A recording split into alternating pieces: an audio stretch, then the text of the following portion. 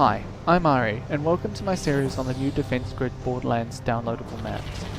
I'm going to show you a basic maze strategy that should easily get you a gold medal on the first map, Onslaught.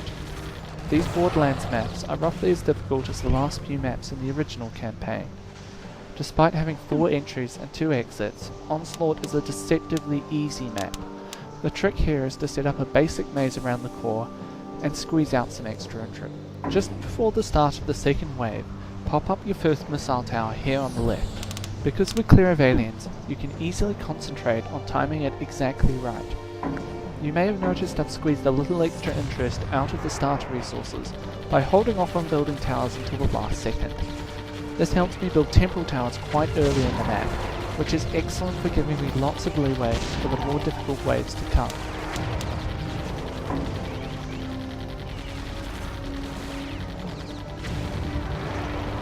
My first temporal tower is not quite in the corner of the map. This gives me room for a perfectly placed Inferno tower that can burn groups as they enter or exit the stash of power cores. To cover the map, you need 3 of these upgraded temporal towers.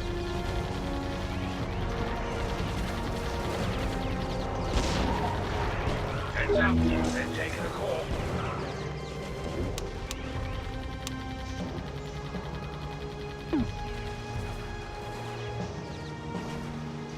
You'll notice I take a brief diversion here to build the second missile tower, and then return my menu to the temporal tower, so I can place the last 2 as soon as I'm ready. Anticipating what type of tower you'll need will help you grab just that little bit more interest on these harder maps.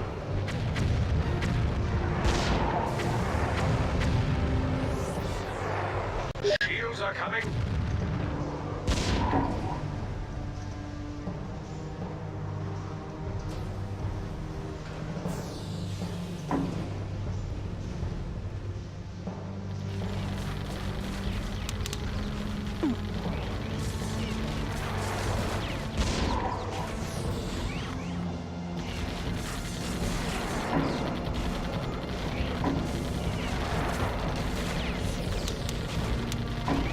Here's that Inferno tower I talked about earlier. Because this map has both large groups of enemies and waves of racers, the Inferno towers are a great way to diversify my defense grid.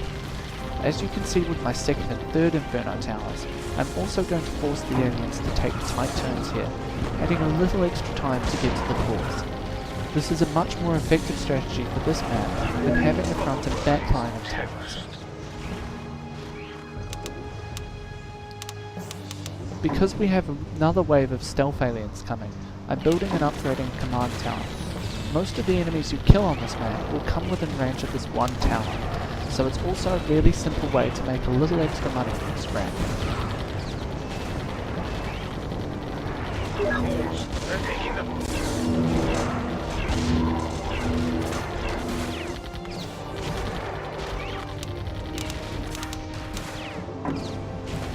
And again, I'm adding a few more tight turns to the right hand side of this maze.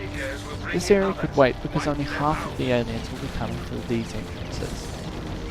Because the first Seeker is coming, it's now time to start thinking about upgrading the rest of my towers. I start with the left hand side again because more enemies will pass through this area.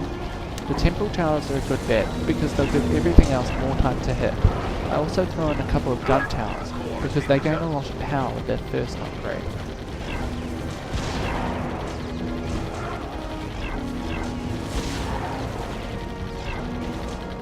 We can do it.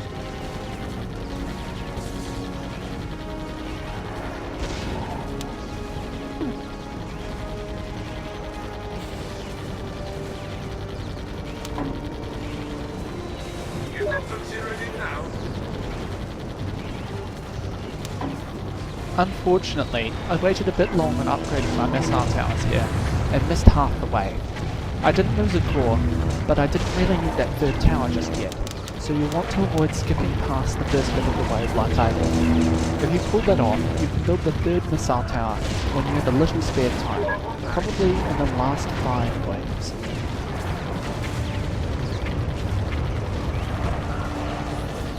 They can't stand up to the both of us.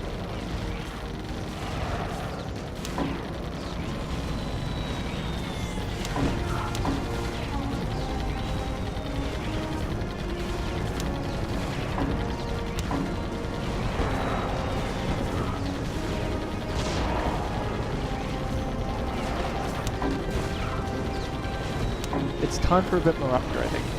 I'm picking towers that hit aliens coming from as many entrances as possible, and you should always pick ones with clear line of sight. I'm also putting down my final tower, a laser tower, to provide a bit more damage to those aliens with a lot of health.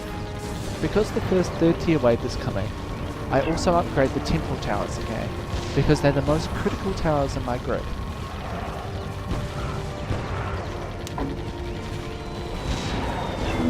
One is throwing a shield over the other.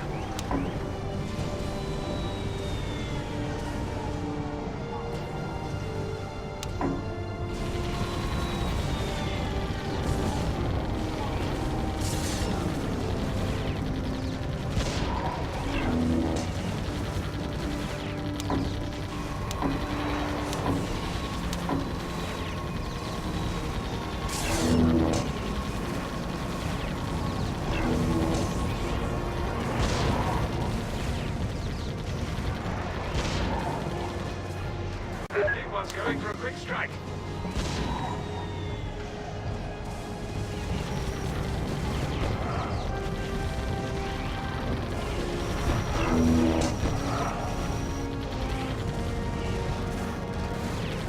Those who have seen the lights. There's a group of mass aliens coming up in this wave, so I'm upgrading the left set of Inferno towers now. As you can see, this also helps with the speedy aliens,